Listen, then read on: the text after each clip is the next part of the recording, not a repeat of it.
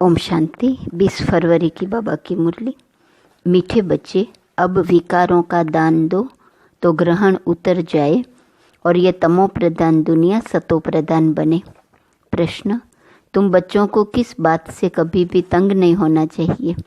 उत्तर, तुम्हें अपनी लाइफ से कभी भी तंग नहीं होना चाहिए, क्योंकि यह हीरे जैसा जन्म गाया हुआ है। इनकी संभाल भी करनी है। तंदुरुस्त होंगे तो नॉलेज सुनते रहेंगे। यहाँ जितना दिन जिएंगे कमाई होती रहेंगी, हिसाब किताब चुकतू होता रहेगा। गीत ओम नमः शिवाय। ओम शांति। आज गुरुवार है। तुम बच्चे कहेंगे सतगुरुवार, क्योंकि सतयुग की स्थापना करने वाला भी है। सत्यनारायण की कथा भी सुनाते हैं प्रैक्टिकल में। नर से नारायण बनाते हैं। गाया भी जाता है सर्व का सदगति दाता। फिर वृक्षपति भी है। यह मनुष्य सृष्टि का झाड़ है जिसको कल्प वृक्ष कहते हैं। कल्प वृक्ष अर्थात 5000 वर्ष बाद फिर से हूबहू रिपीट होता है। झाड़ भी रिपीट होता है ना। फूल 6 मास निकलते हैं, फिर माली लोग जड़ निकाल रख देते हैं, फिर लगाते हैं तो फूल निकल पड़ते हैं। अब यह तो बच्चे जानते हैं, बाप की जयंती भी आधा कल्प मनाते हैं, आधा कल्प भूल जाते हैं। भक्ति मार्ग में आधा कल्प याद करते हैं। बाबा कब आकर के गार्डन ऑफ फ्लावर स्थापन करेंगे? दशाएं तो बहुत होती हैं ना। बृहस्पति की दशा भी है, उतरती कला की भी दशाएं होती हैं। इस समय भारत पर राहु का ग्रहण बैठा हुआ है। चंद्रमा को भी जब ग्रहण लगता है तो पुकारते हैं, दे दान तो छूटे ग्रहण। अब बाप भी कहते हैं यह 5 विकारों का दान दे दो तो छूटे ग्रहण। अभी सारी सृष्टि पर ग्रहण लगा हुआ है। 5 तत्वों पर भी ग्रहण लगा हुआ है, क्योंकि तमो प्रधान है। हर चीज नई फिर पुरानी जरूर होती है। नई को सतो प्रधान, पुरानी को तमो प्रधान कहते हैं। छोटे बच्चे को भी सतो प्रधान महात्मा से भी ऊंच गिना जाता है, क्योंकि उनमें 5 विकार नहीं रहते। भक्ति तो सन्यासी भी छोटेपन में करते हैं। जैसे राम तीर्थ श्री कृष्ण का पुजारी था, फिर जब सन्यास लिया तो पूजा खलास। सृष्टि पर पवित्रता भी चाहिए ना। भारत पहले सबसे पवित्र था, फिर जब देवताएं वाम मार्ग में जाते हैं तो फिर अर्थक्विक आदि में सब स्वर्ग की सामग्री, सोने के महल आदि खलास हो जाते हैं। फिर नए सिर बनने शुरू होते हैं। डिस्ट्रक्शन जरूर होता है, उपद्रव होते हैं जब रावण राज्य शुरू होता है। इस समय सब पतित हैं। सतयुग में देवताएं राज्य करते हैं। असुरों और देवताओं की युद्ध दिखाई है, परंतु देवताएं तो होते ही हैं सतयुग में। वहाँ लड़ाई हो कैसे सकती? संगम पर तो देवताएं होते नहीं। तुम्हारा नाम ही है पांडव। पांडवों कौरवों की भी लड़ाई होती नहीं। यह सब है गपोड़े। कितना बड़ा झाड़ है, कितना अथाह पत्ते हैं, उनका हिसाब थोड़े कोई निकाल सकते। संगम पर तो देवताएं होते नहीं। बाप बैठ आत्माओं को समझाते हैं। आत्मा ही सुनकर कांध हिलाती है। हम आत्मा हैं। बाबा हमको पढ़ाते हैं, यह पक्का करना है। बाप हमें पतित से पावन बनाते हैं। आत्मा में ही अच्छे व बुरे संस्कार होते हैं न। आत्मा ऑर्गन्स द्वारा कहती है, हमको बाबा पढ़ाते हैं। बाप कहते हैं हमको भी ऑर्गन्स चाहिए जिससे समझाऊं। आत्मा को खुशी होती है। बाबा हर 5000 वर्ष बाद आते हैं हमको सुनाने। तुम तो सामने बैठे हो ना। मधुबन की ही महिमा है। आत्माओं का बाप तो वह है ना, सब उनको बुलाते हैं। तुमको यहाँ सन्मुख बैठने में मज़ा आता है, परंतु यहाँ सब तो रह नहीं सकते। अपनी कारोबार, सर्विस आदि को भी देखना है। आत्माएं सागर के पास आती हैं, धारण कर फिर जाए औरों को सुनाना है। नहीं तो औरों का कल्याण कैसे करेंगे? योगी और ज्ञानी तो आत्मा को शौक रहता है हम जाकर औरों को भी समझाएं। अब शिव जयंती मनाई जाती है ना। भगवानुवाच है। भगवानुवाच श्री कृष्ण के लिए नहीं कह सकते, वह तो है दैवी गुणों वाला मनुष्य। डिटिज्म कहा जाता है।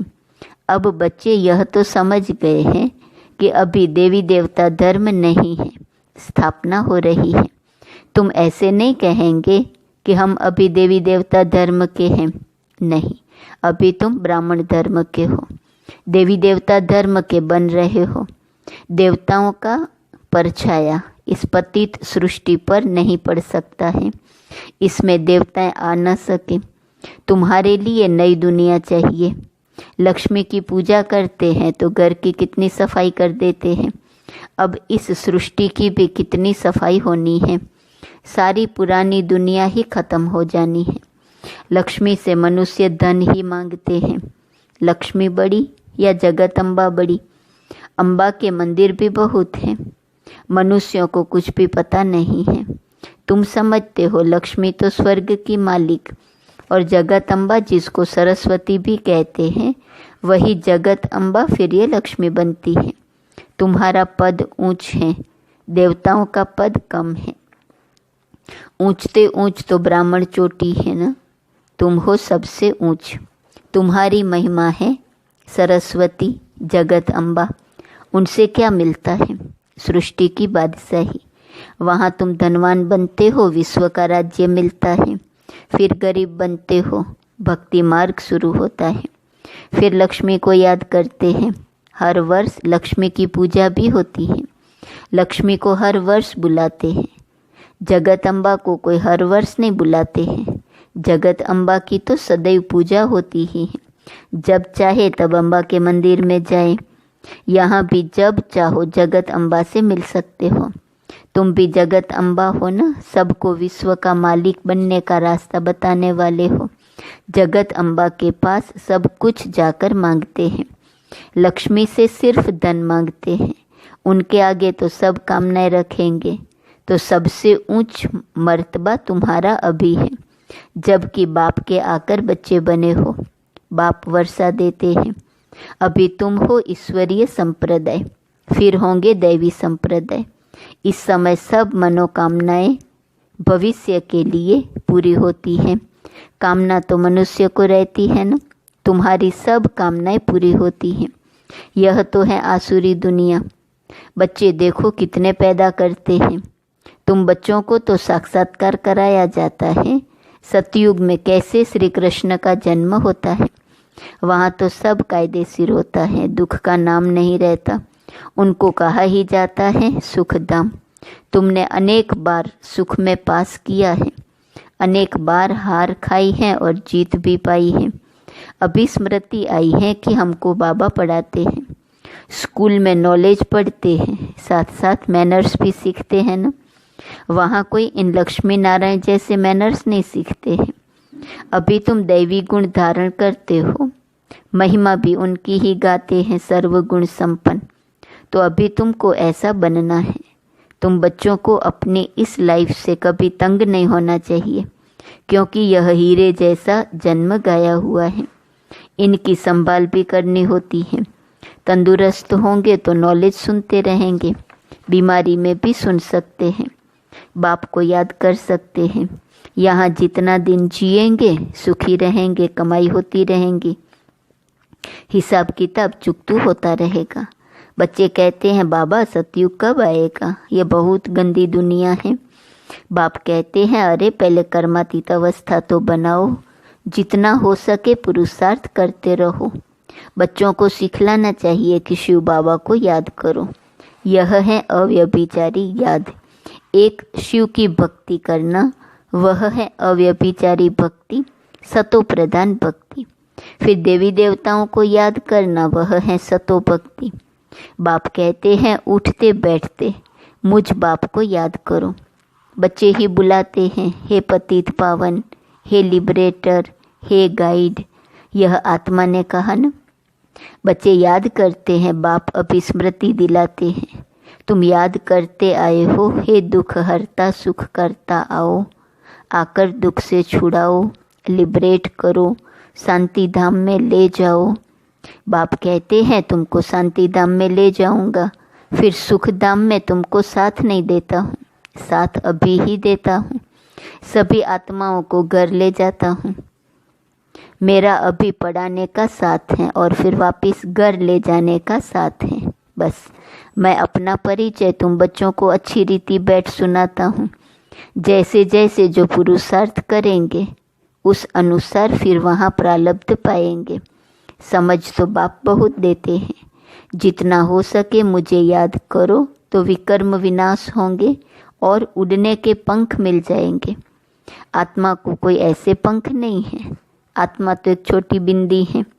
किसको यह पता नहीं है कि आत्मा में कैसे 84 जन्मों का पार्ट नुंदा हुआ है। न आत्मा का किसको परिचय है, न परमात्मा का परिचय है। तब बाप कहते हैं मैं जो हूँ जैसा हूँ, मुझे कोई भी जान नहीं सकता है। मेरे द्वारा ही मुझे और मेरी रचना को जान सकते हैं। मैं ही आकर तुम बच्चों को अपना परिचय देता हूँ। आत्मा क्या है वह भी समझाता हूँ। इनको सोल रियलाइजेशन कहा जाता है। आत्मा प्रकृति के बीच में रहती है। कहते भी हैं प्रकृति के बीच चमकता है अजब सितारा, परंतु आत्मा क्या चीज़ है यह बिल्कुल कोई नहीं जानते हैं। जब कोई कहते हैं कि आत्मा का साक्षात्कार हो तो उन्हें समझाओ कि तुम तो कहते हो प्रकृति के बीच स्टार हैं, स्टार को क्या देखेंगे। टीका भी स्टार का ही देते हैं, चंद्रमा में भी स्टार दिखाते हैं। वास्तव में आत्मा है स्टार। अभी बाप ने समझाया है तुम ज्ञान स्टार्स हो, बाकी वह सूर्य चांद सितारे तो मांडवे को रोशनी देने वाले हैं, वह कोई देवता ही नहीं है। भक्ति मार्ग में सूर्य को भी पानी देते हैं। भक्ति मार्ग में यह बाबा भी सब करते थे। सूर्य देवताय नमः, चंद्रमा देवताय नमः कहकर पानी देते थे। यह सब है भक्ति मार्ग। इसने तो बहुत भक्ति की हुई है। नंबर 1 पूज्य तो फिर नंबर 1 पुजारी बने हैं। नंबर तो गिनेंगे न, रुद्रमाला के भी नंबर तो है न। भक्ति भी सबसे जास्ती इसने की है। अब बाप कहते हैं छोटे बड़े सबकी वानप्रस्थ अवस्था है। अभी मैं सबको ले जाऊंगा, फिर यहाँ आएंगे ही नहीं। बाकी शास्त्रों में जो दिखाते हैं प्रलय हुई, जलमयी हो गई, फिर पीपल के पत्ते पर श्री कृष्ण आया। बाप समझाते हैं सागर की कोई बात नहीं, वहाँ तो गर्भ महल है जहाँ बच्चे बहुत सुख में रहते हैं। यहाँ गर्भ जेल कहा जाता है। पापों की भोगना गर्भ में मिलती है। फिर भी बाप कहते हैं मन मना भव, मुझे याद करो। प्रदर्शनी में कोई पूछते हैं सीढ़ी में और कोई धर्म क्यों नहीं दिखाए हैं। बोलो औरों के 84 जन्म तो है नहीं, सब धर्म झाड़ में दिखाए हैं। उससे तुम अपना हिसाब निकालो कि कितने जन्म लिए होंगे। हमको तो सीढ़ी 84 जन्मों की दिखानी है, बाकी सब चक्र में और झाड़ में दिखाए हैं। इनमें सब बातें समझाई हैं। नक्शा देखने से बुद्धि में आ जाता है ना, लंदन कहाँ है, फलाना शहर कहाँ है। बाप कितना सहज कर समझाते हैं। सभी को यही बताओ कि 84 का चक्र ऐसे फिरता है। अभी तमो प्रधान से सतो प्रधान बनना है तो बेहद के बाप को याद करो तो तुम पावन बन जाएंगे और फिर पावन दुनिया में चले जाएंगे। कोई तकलीफ की बात नहीं है। जितना समय मिले बाप को याद करो तो पक्की टेव पड़ जाएंगी। बाप की याद में तुम दिल्ली तक पैदल जाओ तो भी थकावट नहीं होगी। सच्ची याद होगी तो देह का भान टूट जाएगा, फिर थकावट हो नहीं सकती। पिछाड़ी में आने वाले और ही याद में तीखे जाएंगे। अच्छा, मीठे मीठे सिकिलते बच्चों प्रति माता पिता बाप दादा का याद प्यार और गुड मॉर्निंग। रूहानी बाप की रूहानी बच्चों को नमस्ते। रूहानी बच्चों की रूहानी बाप को नमस्ते नमस्ते नमस्ते। धारणा के लिए मुख्य सार पहली पॉइंट, एक बाप की अव्यभिचारी याद में रह देह भान को खत्म करना है। अपनी कर्मातीत अवस्था बनाने का पुरुषार्थ करना है। इस शरीर में रहते अविनाशी कमाई जमा करनी है। दूसरी पॉइंट, ज्ञानी तू आत्मा बन औरों की सर्विस करनी है। बाप से जो सुना है उसे धारण कर दूसरों को सुनाना है। 5 विकारों का दान दे, राहु के ग्रहण से मुक्त होना है। वरदान, एक मत और एक रस अवस्था द्वारा धरनी को फलदायक बनाने वाले हिम्मतवान भव।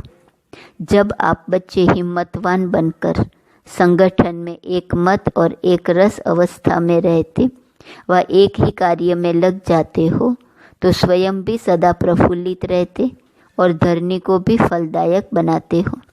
जैसे आजकल साइंस द्वारा अभी अभी बीज डाला, अभी अभी फल मिला, ऐसे ही साइलेंस के बल से सहज और तीव्र गति से प्रत्यक्षता देखेंगे।